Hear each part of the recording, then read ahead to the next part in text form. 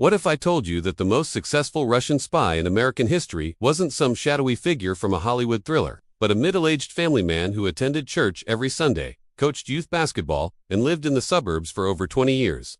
What if I told you this man betrayed more American secrets than any spy in U.S. history, yet his name barely registers in the public consciousness? Meet Robert Hanssen, the FBI agent who fooled not just America, but the entire world. While names like Aldrich Ames and Anna Chapman grab headlines, Hanssen's story remains buried in classified files and forgotten corners of history. This isn't just another spy tale. It's the story of how one man's twisted psychology and methodical betrayal nearly crippled American intelligence for over 2 decades. Picture this: a devout Catholic father of 6, carrying his briefcase to work at FBI headquarters every morning, greeting colleagues with a smile, all while systematically selling America's most guarded secrets to the enemy. The audacity is breathtaking. The consequences were catastrophic. But here's what makes Hanssen's story truly chilling. He wasn't motivated by ideology like the Cambridge Five, or desperation like others. His betrayal was born from something far more disturbing: a narcissistic belief that he was smarter than everyone around him, coupled with an insatiable need for recognition and money. Let me take you back to 1979. Jimmy Carter was president, the Cold War was at its peak, and a 35-year-old FBI counterintelligence specialist named Robert Hanssen made a decision that would haunt American security for the next 22 years. Walking into the offices of MTORG, the Soviet trade mission in New York, Hanssen offered to sell classified documents. What happened next reads like fiction, but it's terrifyingly real. For over 2 decades, Hanssen lived this impossible double life. By day, he hunted Soviet spies. By night, he helped them escape capture. The man tasked with protecting America's secrets was the one stealing them. But here's where it gets truly mind-bending. Hanssen was so paranoid about being caught that he never met his Russian handlers face to face. Instead, he developed an elaborate system of dead drops in parks around Washington, D.C., using signals like placing tape on lampposts to communicate. He was essentially running a one-man spy ring, completely isolated, trusting no one. The Russians couldn't believe their luck. They had penetrated not just the FBI, but the very heart of American counterintelligence. Hanssen had access to files on every Soviet operation the U.S. was tracking. He knew which Russians were secretly working for America. He understood the complete picture of U.S. intelligence capabilities against the Soviet Union, and he sold it all. The human cost was staggering. Based on information Hanssen provided, the KGB executed at least 3 Soviet officials who were secretly helping the United States. These weren't just names on a file. They were real people with families, who had risked everything to help America, only to be betrayed by the very system they trusted. One of these men was General Dmitry Polyakov, codenamed Tofet, considered one of the most valuable American assets in Soviet intelligence. For nearly 2 decades, Polyakov provided crucial information about Soviet military capabilities and intentions. The intelligence he supplied helped shape American defense policy throughout the Cold War. Then Hanssen revealed his identity, and Polyakov was executed. Another victim was Colonel Sergei Motorin, a KGB officer working undercover at the Soviet embassy in Washington. The Russians discovered his cooperation with the FBI through Hanssen's intelligence and executed him as well. The pattern was always the same.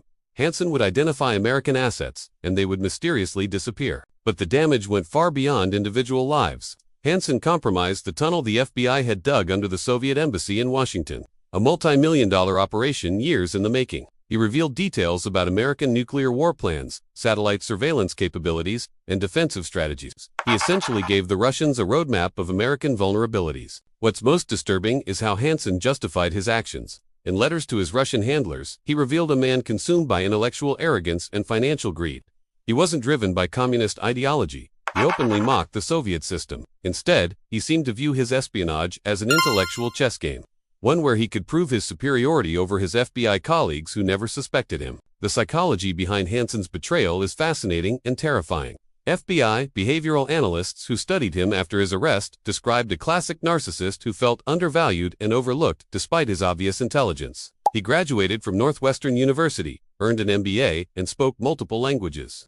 Yet he watched younger, less experienced agents advance past him in the bureau hierarchy. This resentment festered for years. Hanssen began to see his espionage not as betrayal, but as getting what he deserved. The Russians paid him over $1.4 million in cash and diamonds during his career. Money he used to pay for his children's private school educations and to support his comfortable suburban lifestyle. But money wasn't his only motivation.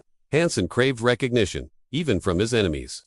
In his communications with the KGB, he boasted about his intelligence and asked detailed questions about how the information he provided was being used.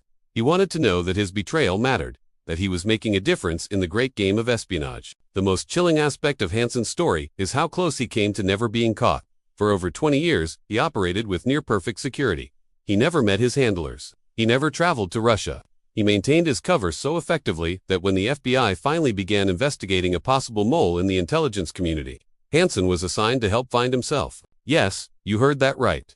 In one of history's greatest ironies, the FBI put Robert Hansen in charge of finding Robert Hansen. For months, he had access to the entire investigation into his own activities. He knew exactly how close the FBI was getting to identifying him, and he used that knowledge to stay one step ahead. The only reason Hansen was eventually caught was pure chance. In the late 1990s, the FBI acquired a file from a Russian intelligence officer that contained details about an American mole, codenamed Ramon Garcia. The file didn't contain Hansen's name, but it included enough details about the spy's activities and personality to create a profile. Even then, it took years to identify him. The breakthrough came when FBI investigators obtained an audio recording of Ramon Garcia speaking with his Russian handlers. A voice analysis expert compared the recording to interviews with FBI personnel who had access to the compromised information. When they played Hansen's voice, it was a perfect match. The arrest itself was almost anticlimactic. On February 18, 2001, FBI agents followed Hansen to Foxstone Park in Vienna, Virginia, where he was making a dead drop. As he placed a package under a bridge, agents surrounded him. After more than 2 decades of betrayal, Robert Hansen was finally caught in the act. But even in capture, Hansen's arrogance shone through. When confronted with evidence of his espionage, he reportedly told investigators, "What took you so long?" It was as if he was almost disappointed that it had taken the FBI over 20 years to catch him. The aftermath of Hansen's arrest sent shockwaves through the American intelligence community. How had one man, operating completely alone, managed to fool the most sophisticated counterintelligence organization in the world for over 2 decades? The answer was both simple and terrifying. He knew exactly how the system worked, because he was part of it. Hansen understood FBI surveillance techniques because he helped develop them. He knew what investigative methods his colleagues would use because he'd used them himself. He was the perfect spy because he wasn't an outsider trying to infiltrate American intelligence. He was American intelligence. The security reviews that followed revealed systemic problems in how the FBI handled classified information and monitored its own personnel. New protocols were implemented, including regular polygraph examinations and stricter compartmentalization of sensitive information. But the damage was already done. What makes Hansen's story particularly relevant today is how it illustrates the ongoing challenge of insider threats. In our interconnected world, the greatest dangers often come not from external enemies, but from trusted individuals with legitimate access to sensitive information. Hansen proved that the most dangerous spy isn't necessarily the one trying to break in. It's the one who's already inside. The parallels to modern cybersecurity are striking. Just as Hansen used his legitimate access to steal physical documents, today's insider threats can cause massive damage through digital means. The Edward Snowden case, the Reality Winner leak, and countless other breaches show that the insider threat problem Hansen embodied continues to plague intelligence agencies worldwide. But perhaps the most disturbing aspect of Hansen's legacy is how easily he might have continued undetected. If not for that single Russian intelligence file acquired by pure chance, he might still be operating today. How many other Robert Hansens are out there, hiding in plain sight within our most trusted institutions? The investigation also revealed troubling details about Hansen's personal life that FBI psychologists believe contributed to his willingness to betray his country. He was known to be deeply religious, yet he struggled with what investigators described as sexual compulsions and a need for control that manifested in disturbing ways. Hansen had secretly recorded himself and his wife in intimate moments and sent the recordings to a friend. He frequented strip clubs despite his professed religious beliefs. He exhibited signs of the same compartmentalized thinking that allowed him to separate his professional betrayal from his personal identity as a patriotic American and devoted father. This psychological profile has become a template for understanding how trusted insiders can rationalize massive betrayals. Hansen didn't wake up one morning and decide to become a traitor. Instead, his espionage was the culmination of years of resentment, entitlement, and moral compromises that gradually eroded his loyalty. The Russians, for their part, couldn't believe their incredible fortune. Internal KGB documents obtained after the Cold War revealed that Hansen was considered their most valuable American asset ever. One former KGB officer described him as the crown jewel of Soviet intelligence operations against the United States. They were so protective of their prize that they limited knowledge of his identity to only a handful of senior officers. Even within the KGB, Hansen was known only by his codename. This extreme compartmentalization helped protect him from detection. but also meant that when Russian intelligence experienced its own security breaches, Hansen's identity remained secure. The financial aspect of Hansen's espionage reveals another disturbing dimension of his betrayal. While $1.4 million might seem like a lot of money for selling out your country, it's actually a relatively modest sum spread over 22 years. Hansen wasn't living lavishly. He was simply maintaining an upper-middle-class lifestyle that his FBI salary couldn't fully support. This economic motivation makes his betrayal somehow more mundane and thus more frightening. Hansen didn't sell America's secrets for millions of dollars or out of deep ideological conviction. He did it for what amounts to supplemental income to pay for private schools and a nice house. The banality of his motivation makes his betrayal seem almost accidental, which in some ways makes it more terrifying. The impact of Hansen's espionage extended far beyond the specific secrets he sold. His betrayal fundamentally altered the relationship between American and Russian intelligence services. Every operation, every asset, every capability that existed during his active period had to be considered potentially compromised. Entire intelligence programs were shut down and rebuilt from scratch. Relationships with foreign intelligence partners were reviewed and restructured. The cost of repairing the damage Hansen caused has been estimated in the billions of dollars. But the true price can never be fully calculated, because it includes the loss of intelligence capabilities that might have prevented future threats. Today, Robert Hansen sits in a DX Florence, the Supermax federal prison in Colorado, known as the Alcatraz of the Rockies. He's serving 15 consecutive life sentences without the possibility of parole. His cell is a concrete box where he spends 23 hours a day in solitude. It's a fitting end for a man who spent decades living in the shadows of his own making. But Hansen's story isn't just about one man's betrayal. It's a warning about the vulnerabilities that exist within our most trusted institutions. It's a reminder that the enemy isn't always at the gates. Sometimes they're already inside, wearing a badge and carrying a briefcase. The question that haunts intelligence professionals to this day is whether another Robert Hansen is out there right now, methodically betraying his country while maintaining the perfect cover of a trusted insider. The statistical reality is sobering. For every spy who gets caught, intelligence experts estimate that several others remain undetected. This brings us to a crucial point that makes Hansen's story more than just historical curiosity. It's a preview of the threats we face today. In our hyperconnected digital age, a single insider with malicious intent can potentially cause damage that dwarfs what Hansen accomplished with his dead drops and photographed documents. The techniques have evolved, but the fundamental vulnerability remains the same. Whether it's classified documents in the 1980s or terabytes of digital information today, trusted insiders with legitimate access represent the greatest threat to national security. What can we learn from Robert Hansen's incredible deception? First, that the most dangerous enemies often look exactly like us. They go to our churches, coach our children's sports teams, and show up to work every day with a smile.